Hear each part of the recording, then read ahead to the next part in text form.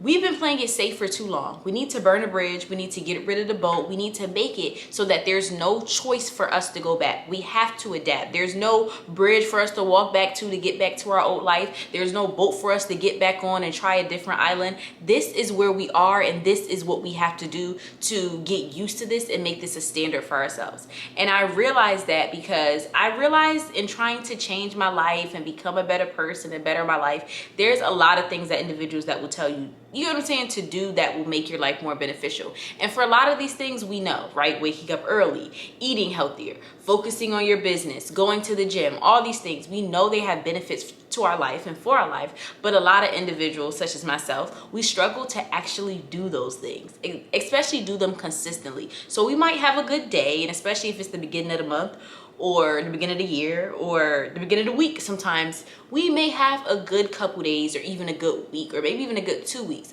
until we ultimately go back to our old ways. And I recently was listening to a podcast, and I realized a big reason why we do that is because we give ourselves the option. We have that bridge there. We have that boat there that we're like, all right, we could try something else. We could try something new.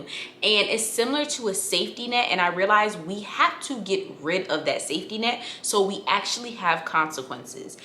We are motivated by consequences, right? So I say that to say the reason why you go to your job is probably not because, well, some people may, but for a lot of people, it's not because they love their job so much and they work at an amazing place and it's because if you don't go to your job, then you don't make money. And if you don't make money, you can't pay your bills. And if you can't pay your bills, you're not going to have a car. You're not going to have, you get what I'm saying? Basic necessities and all these other things. I say that to say, what happens with us is that when we're trying to get to a life that we want to, we only have hypothetical consequences. So hypothetically thinking, if you don't work out, your body isn't going to get better. Hypothetically thinking, if you don't focus on this business, then you're not going to make more money and possibly become a business owner or a millionaire, billionaire, all these other things.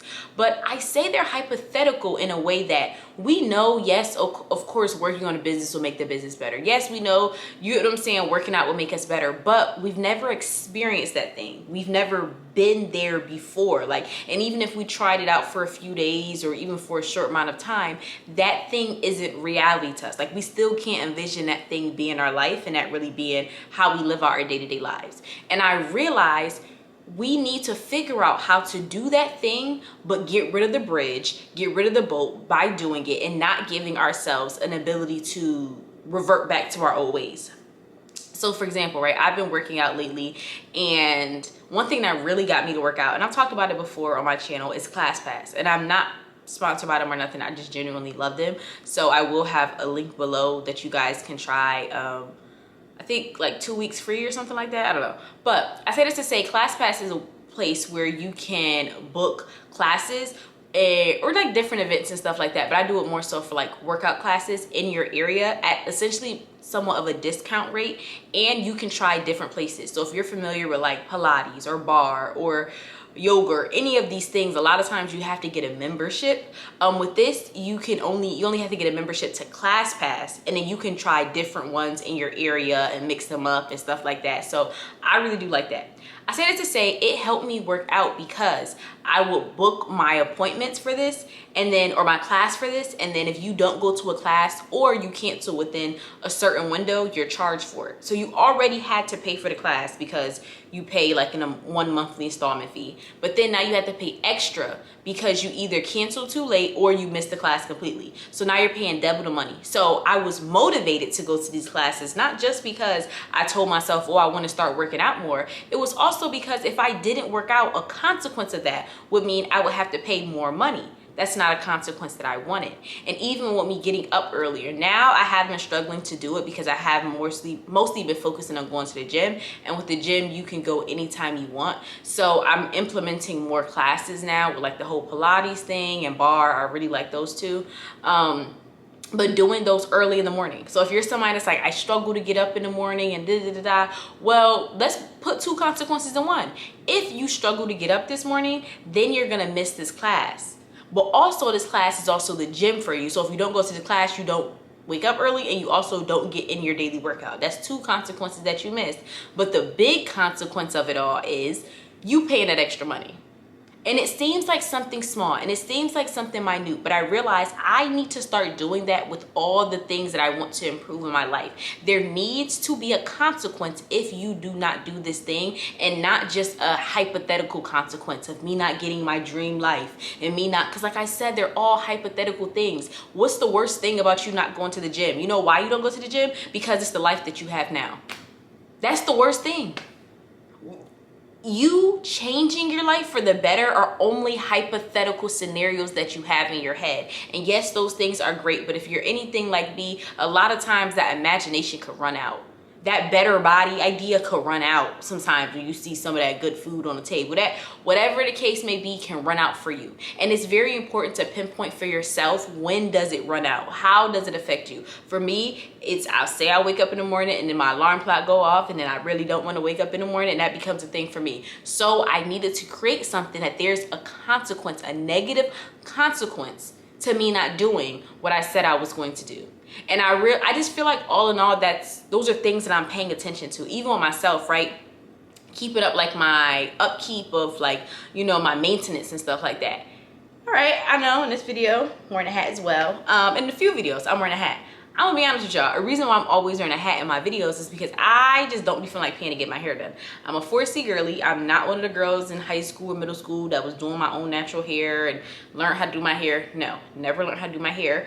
For years now, I've been wearing wigs and different things like that. So, you know, edges eating up, okay? So then I really don't even like having my edges out. But then it's like the wigs cause my edges to leave. But then it's like the wig covers my edges. So it becomes a, you know what I'm saying, a very negative thing going back and forth between the two. But also I just don't be wanting to pay for my hair to get done. And then I'm also one of those people that like, I like to be all put together. So if my hair's not done, my lashes probably aren't done, my lashes not done, my nails are probably done. And I realized I can't live like that, because the way I was looking at it was like oh, well, I'm saving money. Well, I'm saving money not having my lashes done. I'm saving money. If you guys noticed, I did get my nails done. They're almond. Don't know how to feel about them. I mean, I'm used to being almond, but it's my first time going to this place and I really don't know how I feel about them, but something is better than the nubs that I had. And I say that to say, I realized one of the things I need to start doing, one of the bridges I need to start burning, is my maintenance bridge. I always had this idea, not idea, but I always was just like, okay, I could just put a hat on, or I could just do this, or I could do that. Even for example, right now, this hat is on because this wig is not on. Okay, baby, I just threw it on and I threw this on. I got two hats on right now. And I realized I cannot allow that to be a thing for me anymore. So one of my things that I'm doing is, first and foremost, I booked the appointments already. There is no, oh, well, I don't think I already paid those deposits. So I kind of now am, you know, forcing myself to go to these appointments. But then as well, for a while, I am getting rid of my hats. I say for a while because I personally do not feel like I should throw away all my hats. So I'm just gonna give them to my best friend and tell her if I want them, I have to pay her $50. And I'm not gonna, who wants to pay $50 for some hats they already own? So that's you get what I'm saying? That's a consequence for myself. And now this is causing me to constantly have my hair done, because it's like, who's gonna pay $50 for some hats that they already own? And then also, I need to start making a life for myself in which keeping my hair done is a standard for me. It's a whatever for me. Because as a lot of women know, you have a certain level of confidence when you're always put together. Like when your hair is done, your nails is done, there's a certain kind of confidence that you radiate with anything and everything that you do, that I want to make that confidence my norm. I want to make that confidence normal for me. So when anytime I do anything, whatever it may be, I am doing it with a certain level of confidence. And I know some people may be like, that's kind of like, it's not that serious.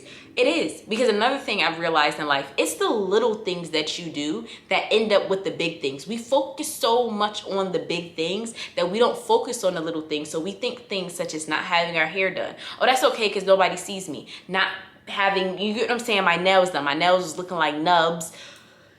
We're not even gonna talk about that. But I say that to say, creating standards for your life, in your life, can be a lot, because a lot of times standards are expensive, and it's like, how am I going to keep up with this? How am I going to keep up with that? Find a way. And I'm not, listen, I want to put it out there, I'm not telling you to spend your last amount of money, get your hair done, your nails done, all this other stuff. But at the same time, I realized I allowed myself to move on a certain level that wasn't me.